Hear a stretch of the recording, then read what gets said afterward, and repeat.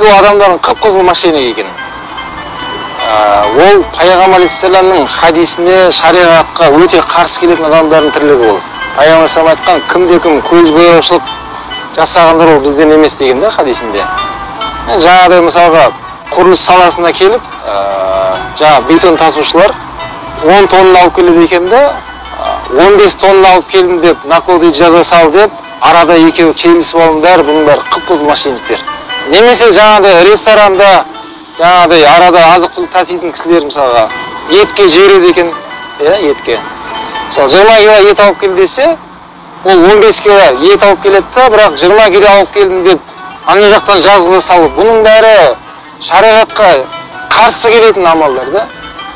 Енді олар ана жерде мүмкін бір пайда көрдім деп ойлап жатқан шығар.